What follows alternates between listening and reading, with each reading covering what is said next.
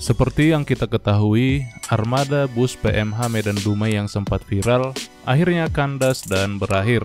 Kini kedua armada ex-PMH Medan Dumai tersebut sudah dibeli oleh Mas Wahid dan kini sudah menjadi armada kebanggaan PO Pesona. Bus yang lahir di Semarang akhirnya kembali ke tanah kelahirannya setelah beberapa bulan merasakan sensasi lintas Sumatera yang memang terlalu keras untuknya. Bus PMH yang digadang-gadang menjadi tanda kebangkitan merek legendaris dari Danau Toba ini ternyata tidak berhasil menemukan jati dirinya. Bagaimana kisah perjalanan dua unit bus Hino pertama dan mungkin akan menjadi yang terakhir di keluarga besar PT PMH itu? Kenapa bisa tidak berhasil? Kok begitu cepat mereka menyerah? Ahadona masa. Di video ini kami akan merangkumnya untuk kalian. Sebelum menonton, pastikan sudah mensubscribe channel ini saudaraku dan juga aktifkan lonceng notifikasinya agar selalu mendapatkan notifikasi ketika kami sudah mengupload video terbaru. Jangan lupa, yuk isi absen di bawah video ini agar kita semakin erat dalam bersilaturahmi. Mohon bantu like dan share video ini saudaraku sekalian. Salam satu hobi, salam sehat untuk kita semuanya. Mari come on, langsung kita gaskan.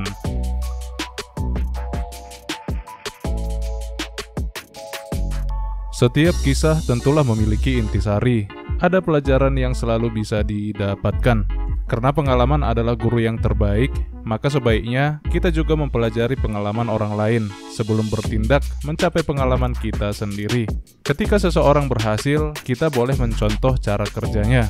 Dan ketika seseorang belum berhasil, kita sebaiknya juga mempelajari cara kerjanya. Apa yang membuat dia belum berhasil? Adakah solusi atas kebelum berhasilannya itu? Seperti kutipan kata-kata bijak di belakang bus karya agung yang pernah kami baca. Usaha kita memang sama, tetapi rezeki kita berbeda-beda. Belajar dari realita yang dialami oleh mantan toke kedua bus PMH Medan Dumai ini, banyak pelajaran yang bisa dipetik, terutama bagi kalian yang memiliki cita-cita atau impian untuk mendirikan sebuah perusahaan otobus sendiri. Bahkan, ini bisa menjadi sebuah bahan pertimbangan bagi kalian juga yang sudah punya unit bus dan ingin bergabung atau bermitra dengan salah satu merek yang ada di Sumatera ini. Kami yakin ini merupakan pelajaran sekaligus pengalaman yang sangat berharga dan mahal, terutama bagi mantan pemilik kedua armada Hino PMH yang sempat viral itu. Bisa dipastikan, sang owner telah mengalami kerugian finansial dan waktu yang tidak sedikit. Selain itu, kegagalan ini membuat rasa sesal di hati, serasa seperti sebuah kekalahan total setelah Anda sempat menang banyak.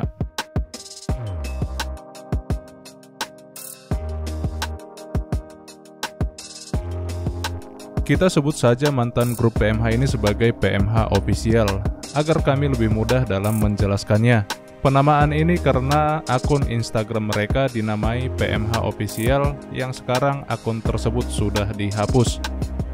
PMH Official merupakan member atau mitra yang mau mencari pengalaman dan peruntungan di lintas Sumatera. Pemilik armada ini sudah berpengalaman menjadi pengusaha di Pulau Jawa yang ingin melebarkan usahanya di tanah kelahirannya Pulau Sumatera tercinta, terkhususlah itu Kota Dumai, kota kelahiran sang toke. Ketika bus ini belum rilis, kami sempat berkomunikasi dengan owner bus dan manajer operasionalnya. PMH Official memilih bergabung dengan PMH dengan berbagai pertimbangan serta riset yang dinilai sudah akurat. Berdasarkan komunikasi kami, berikut adalah beberapa poin yang menjadi bahan pertimbangan dalam pengambilan keputusan untuk bergabungnya PMH Official bersama PT PMH.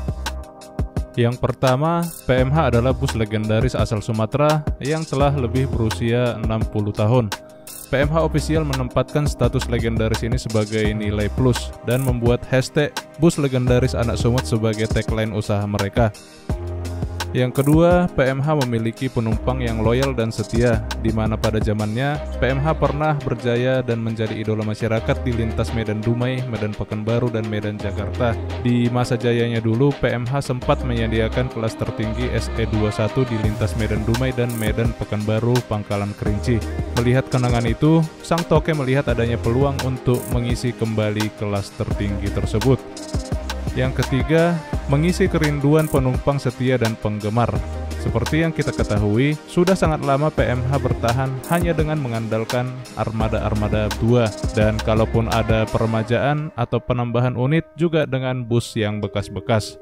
PMH Official hadir dengan unit baru yang diharapkan akan menghidupkan kembali sang legendaris tua ini yang memang sudah kelihatan ompong karena minimnya inovasi dan pembaruan armada bus.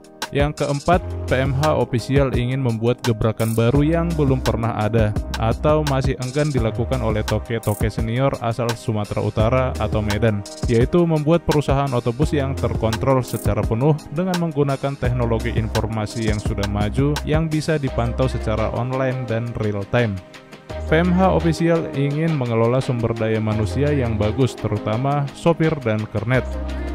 Yang keenam, PMH Official juga ingin mengubah cara masyarakat, khususnya penumpang Medan Dumai, agar membeli tiket di loket resmi atau perwakilan yang tersedia.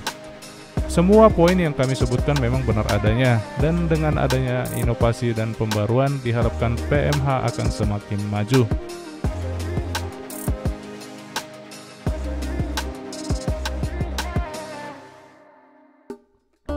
Setelah bertemu langsung dengan direksi PMH serta mempelajari apa yang ada di PMH serta seluk-beluknya, owner atau manajemen PMH Official kemudian mempercayakan konsultan publik untuk menguji dan meneliti keadaan yang sebenarnya. Berdasarkan hasil riset dari konsultan tersebut, trayek Medan Dumai dan Medan Pekanbaru lah yang paling ramai penumpangnya. Namun kedua trayek itu sudah didominasi oleh beberapa merek otobus. Konsultan juga menemukan berbagai kekurangan atau semacam diskredit dari sumber daya manusia yang menjalankan bus di lintas Medan Riau. Konsultan juga mengkhawatirkan perusahaan ini akan gagal apabila tidak mendapatkan SDM yang bagus. Konsultan menemukan masalah teknis lainnya, yaitu sistem setoran yang sangat terkesan tradisional dan tidak terkontrol secara pasti. Konsultan menyimpulkan sebagian besar calon penumpang di lintas Medan Riau ini sangatlah unik, rata-rata tidak disiplin dan tidak mau membeli tiket di loket resmi dengan berbagai alasan. Karena itulah manajemen PMH Official berusaha untuk membuat perubahan total. Setelah melihat bus PMH Official beroperasi beberapa waktu yang lalu, kami meringkas beberapa poin yang telah mereka laksanakan. Di antaranya adalah 1. Manajemen sumber daya manusia, di mana PMH Official membuat sopir, kernet, dan agen serta perwakilan harus berada di bawah kontrol perusahaan, baik itu gaji, komisi, dan bonus mereka. PMH Official juga berusaha mendisiplinkan karyawannya, terutama sopir dan kernetnya, yang mengharuskan mereka memakai seragam dan membatasi kecepatan berkendara. Batas kecepatan maksimal adalah 80 km per jam dan dilarang ugal-ugalan. Yang kedua, PMH Official memantau penuh setiap perjalanan armadanya dengan teknologi CCTV dan aplikasi khusus yang mereka bisa akses secara online dan real time. PMH Official senantiasa memantau kecepatan bus. Jika dirasa ada kesalahan, PMH Official tak segan-segan akan langsung menegur supir dan kernet yang bertugas via telepon. PMH Official berusaha keras untuk mengedukasi pelanggan atau konsumen alias sewa dengan cara mengharuskan mereka membeli tiket resmi, tidak melayani penumpang eceran yang tidak memiliki tiket resmi. Tidak ada istilah tawar-menawar ongkos, harus bayar sesuai aturan perusahaan. Yang keempat, PMH Official juga telah membuat customer service serta call center untuk berbagai hal seperti tiketing dan pengaduan. Dan yang kelima, PMH Official telah membuat aplikasi khusus serta mengadakan kerjasama dengan pihak ketiga seperti Traveloka dan Redbus sebagai mitra untuk penjualan tiket secara online. Berdasarkan apa yang mereka rencanakan untuk dilaksanakan, memang semuanya sangatlah bagus dan sangat maju.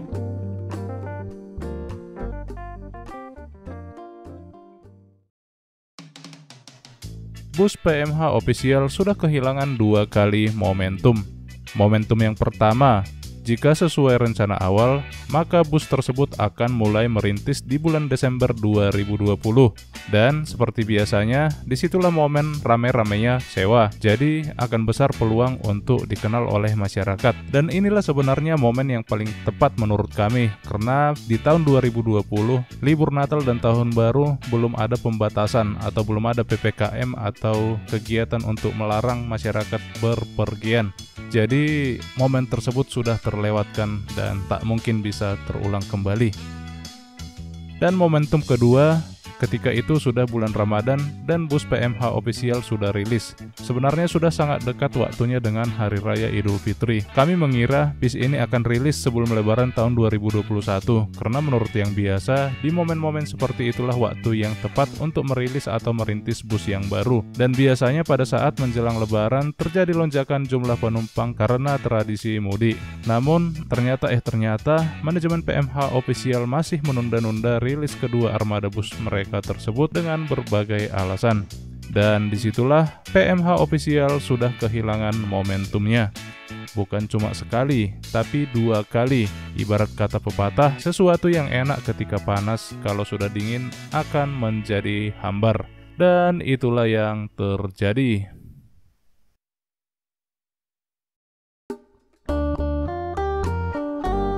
Tanggal 28 Mei 2021, untuk pertama kalinya trayek Medan Dumai PMH kembali dihidupkan oleh grup PMH official.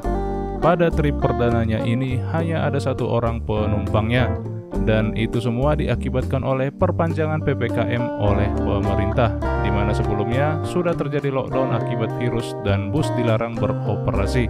Kemudian di tanggal 29 Mei, PMH ini kembali perdana dari kota Dumai, dan mulailah kedua armada tersebut setiap hari putar kepala di trayek Medan Dumai. PMH Medan Dumai di bawah manajemen PMH official langsung menggunakan teknologi informasi yang sudah mereka rancang sebelumnya, baik itu sistem tiketing dan peraturan, semua benar-benar berbeda dari PMH yang ada. PMH Medan Dumai tiketnya bisa dibeli secara online di berbagai aplikasi belanja seperti Traveloka dan Redbus, benar-benar inovatif. Kru, kernet atau supir juga diwajibkan memakai seragam. Mereka diberi gaji pokok bulanan, serta dijanjikan bonus apabila perusahaan mencapai target pendapatan dengan jumlah tertentu. Dan itu semua langsung menyemangati para kru. Iming-iming bonus memang sangat menggiurkan.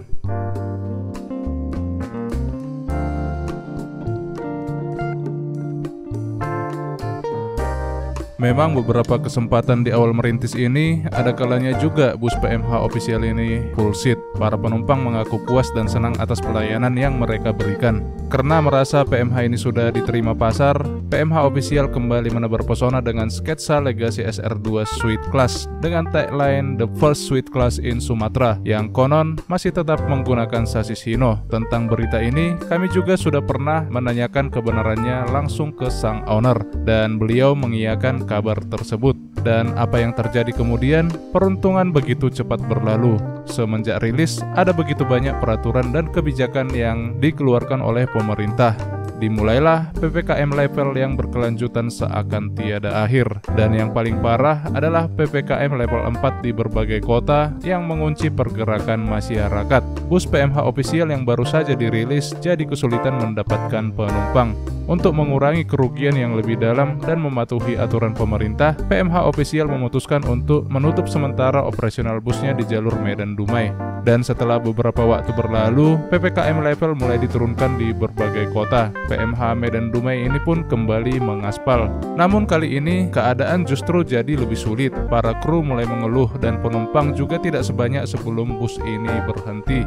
Para ujung tombak perusahaan PMH official mulai mengeluhkan kondisi mereka, yang beginilah, yang begitulah, dan sebagainya. Banyaklah unek-unek mereka. Sebagian para kru ini juga ada yang diberhentikan oleh manajemen PMH official karena dianggap melanggar aturan yang telah ditetapkan, seperti menaikkan penumpang tanpa tiket atau melebihi batas kecepatan yang telah menjadi aturan wajib di perusahaan ini. Melihat rekan-rekan mereka diberhentikan, beberapa kru yang tersisa juga mengundurkan diri. Dan terjadilah gelap gulita di tubuh PMH official. Bus tanpa supir tak akan bisa beroperasi. Dengan terpaksa, karena tidak adanya supir atau kru membuat operasional bus ini jadi terganggu dan terpaksa berhenti.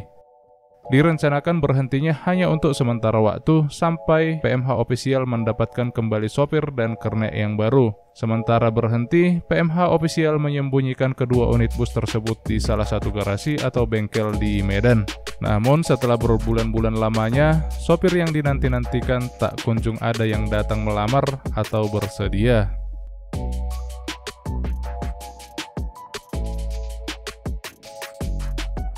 Dan setelah sekian lama disembunyikan di garasi tersebut, akhirnya keberadaan kedua unit diketahui oleh salah satu YouTuber dan mempublikasikannya. di mana kemudian video tersebut viral dan ditonton oleh banyak orang. Karena keberadaan kedua bus itu telah menguntungkan banyak YouTuber, tapi tidak ada feedback untuk PMH Official, maka tak berselang lama pasca video tersebut viral kembali, pemilik kedua bus tersebut langsung mempublish sebuah postingan di situs jual beli online. Yaps, kedua bus itu pun langsung dijual, dan memang mujurlah nasib kedua unit bus tersebut dan juga para YouTuber yang meliputnya. Sejak kehadirannya sudah viral, bahkan ketika dijual pun kembali viral. Bus tersebut dibeli oleh Mas Wahid, pemilik PO Pesona yang baru saja dirintis olehnya. Dan berakhirlah kisah PMH Official dengan armadanya yang penuh pesona yang bersasis Hino tersebut. Livery kebesaran PMH pun akhirnya digantikan oleh livery terbaru milik PO Pesona.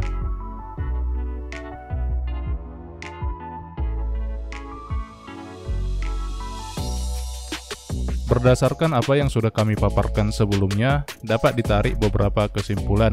Yang pertama, untuk sukses di lintas Sumatera haruslah bersabar lebih ekstra, karena tantangannya di sini bukanlah hanya masalah unit yang baru atau rute yang dilalui, tapi juga sumber daya manusianya.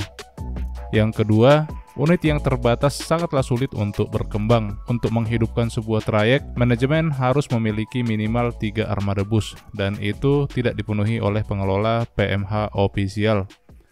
Dalam merintis usaha atau trayek lintas Sumatera, seharusnya dimulai dari kelas paling rendah, yaitu kelas ekonomi non-AC dengan seat 22 yang tentu saja harus ada toiletnya. Karena sewa Sumateraan, khususnya lintas Medan Riau, kebanyakan adalah petani atau pekebun dan karyawan swasta, sehingga kenyamanan bukanlah hal utama yang mereka butuhkan. Yang penting sampai dengan selamat di tujuan adalah hal yang paling utama, dan tentu saja tarifnya haruslah terjangkau. Dalam kasus ini, PMH Medan Dumai tidak menargetkan penumpang kelas menengah ke bawah. Seharusnya setelah kelas ekonomi sukses, barulah coba kelas atas yang lebih tinggi, karena seiring waktu, permintaan konsumen juga akan meningkat. Yang keempat, berdasarkan keluhan sopir, mereka merasa terlalu dikontrol dan dibatasi. Rute yang dilalui adalah rute yang rawan kemacetan, sementara bus di rute Medan Dumai harus tepat waktu. Dengan kecepatan yang dibatasi maksimal 80 km per jam, mustahil bagi supir untuk bisa mengejar tepat waktu tiba di Dumai apabila terjadi kemacetan di jalur lintas timur Sumatera yang padat ini. Yang kelima, manajemen bus model modern seperti ini masih sulit dilakukan di lintas Medan Riau ini. Tidak seperti di Pulau Jawa atau rute Aceh Medan, di mana penumpang memang sudah lebih suka membeli tiket dan naik langsung dari loket yang resmi.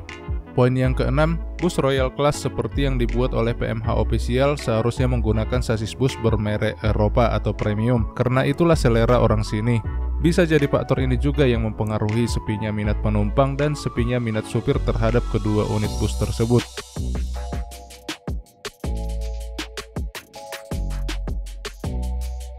Demikian dulu pembahasan pada hari ini. Sampai jumpa di video-video kami yang selanjutnya. Terima kasih sudah menonton sampai ke detik ini. Horas, dia te tupa, mau liate, mejuah-juah.